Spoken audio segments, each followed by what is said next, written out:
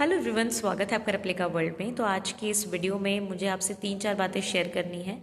सबसे पहली जो बात है वो है DSSB TGT के एप्लीकेशन फॉर्म को लेकर। तो अभी जो टीजीटी के एप्लीकेशन फॉर्म यानी DSSB TGT के एप्लीकेशन फॉर्म की जो लास्ट डेट है वो है 8 मार्च। तो इसका मतलब अभी 8 से 9 दिन है फॉर्म भरने के लिए। तो अभी तक आप में से जितने लोगों ने फॉर्म नहीं भरा है तो जल्दी से जल्दी उसको फिल कर दीजिए। अब यहाँ पे प्रॉब्लम ये आ रही है फिल करने में भी कि कुछ लोगों के फॉर्म में इस तरीके की प्रॉब्लम आ रही है कि जब वो लॉग इन कर रहे हैं तो वो बार बार लॉग आउट हो रहे हैं जब वो एप्लीकेशन फॉर्म को भरने की कोशिश कर रहे हैं। सर्वर प्रॉब्लम आ रही है। तो ये वाली प्रॉब्लम देखने को मिली। मैंने भी कोशिश की तो मुझे भी पता लगा कि हाँ ये प्रॉब्लम है। तो इस प्रॉब्लम का ईमेल्स वगैरह भी किए गए बट कोई आंसर अभी तक नहीं आया है और कोई इम्प्रूवमेंट भी इसमें देखने को नहीं मिला। तो अब बात आती है कि फॉर्म कैसे बने, क्योंकि अगर फॉर्म नहीं भरेंगे तो एग्ज़ाम कैसे देंगे।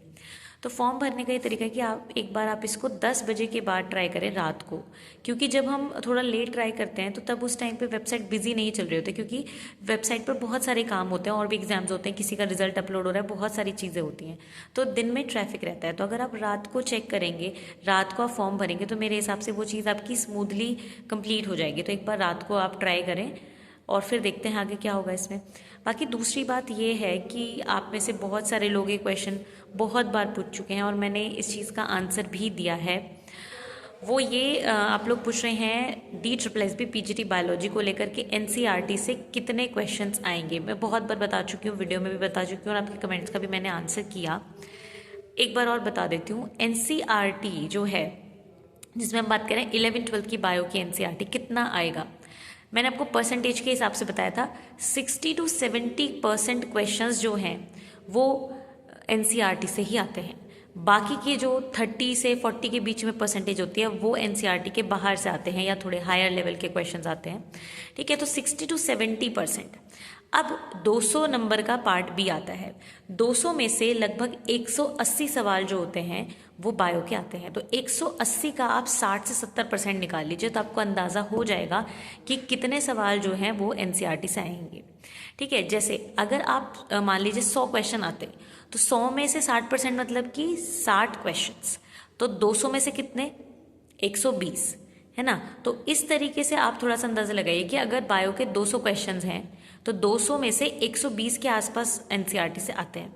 ठीक है, पर क्योंकि 200 तो है नहीं, 180 है, तो उस हिसाब से आप कम कर लीजिए। यानी कि मोटा मोटा मान के चल रही है कि 180 में से डेफिनेटली 100 से लेके 110 तक क्वेश्चंस जो हैं डेफिनेटली NCERT से डायरेक्टली आते हैं। ठीक है, 100 से 110 तक क्वेश्चंस तो डेफिनेटली आएंगे NCERT से। ठीक है, तो एक ये बात हो गई। दूसरी बात ये है, हम पार्ट ए की बात करते हैं। पार्ट ए की प्रिपरेशन कैसे करें। ऑलरेडी मैंने आपको सेपरेट वीडियो बनाकर बताया था कि पार्ट ए की प्रिपरेशन किस तरीके से कर सकते हैं, कौन से सब्जेक्ट, क्योंकि हमें पता है कि पार्ट ए में 5 सब्जेक्ट्स हैं, तो कौन से पार्ट में कैसे हमें पढ़ना है या कौन से पार्ट में हमें किस टीचर को फॉलो करना चाहिए, कौन सी बुक को फॉलो करना चाहिए, इसके लिए मैंने अलग से एक वीडियो बनाई थी। अगर वो आपने नहीं देखी है उसका लिंक मैं इस वीडियो के डिस्क्रिप्शन में डाल दूंगी।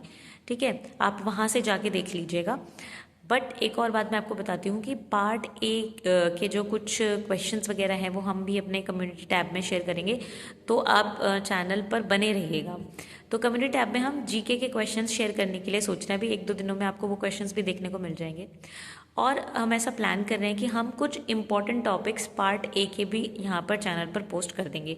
जैसे फॉर एग्जांपल हिंदी के कुछ ऐसे पोर्शन हैं जो कि आते ही आते हैं, तो उससे कुछ आपका स्कोर जो है बूस्टअप होगा। देखिए पूरा तो हम नहीं पढ़ा सकते क्योंकि जो हिंदी का टीचर है वो ही हिंदी के टॉपिक्स को बहुत अच्छे से बता सकता है, बट जो टॉपिक्स हम पोस्ट कर सकते हैं या पढ़ा सकते हैं उनको हम चैनल पर पोस्ट करने का सोच रहे हैं। जैसे कि हिंदी के जो इम्पोर्टेंट कुछ टॉपिक्स हैं जो कि ईजी हैं हमारे लिए भी आपको बताना और आपके लिए भी समझना। जैसे कि जो इम्पोर्टेंट विलोम या पर्यायवाची हैं वो हम आपको बता सकते हैं। ठीक है, इसके अलावा जो टॉपिक्स की मेरी अंडरस्टैंडिंग अच्छी है हिंदी में वो मैं यहाँ पे लेक्चर अपलोड कर सकती हूँ। इसी तरीके से इंग्लिश की अगर मैं बात करूँ तो जिन टॉपिक्स में मेरी कमांड अच्छी है उसका मैं पोस्ट कर सकती हूँ। पूरे का तो मैं आपसे नहीं प्रॉमिस करूँगी, बिकॉज हिंदी इंग्लिश में जो टीचर है उसकी कमांड ही अच्छी होती है। ठीक है, इसके अलावा इसी तरीके से मिक्स, मतलब कि जो पार्ट ए है जिसमें जो 5 सब्जेक्ट हैं उसमें जो भी मुझे पता है या जो मुझे लगेगा कि मैं पोस्ट कर सकती हूँ और जो इम्पोर्टेंट एग्ज़ाम में आता ही आता है वो आपके लिए प्रोवाइड कर दिया जाएगा चैनल पे। बट उसके लिए बहुत ज़रूरी है कि आप उन वीडियोज़ को देखें, या जो भी रिसोर्सेज आपको जिस भी तरीके से प्रोवाइड करी जा रही हैं, चाहे वो कम्युनिटी टैब के ज़रिए हो या फिर वीडियो के ज़रिए हो या टेलीग्राम के ज़रिए हो, PDF वो।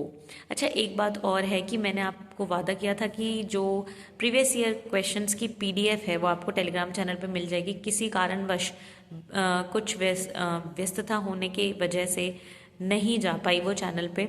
1-2 दिन पहले मैंने आपको बोला था चली जाएगी, वो नहीं जा पाई।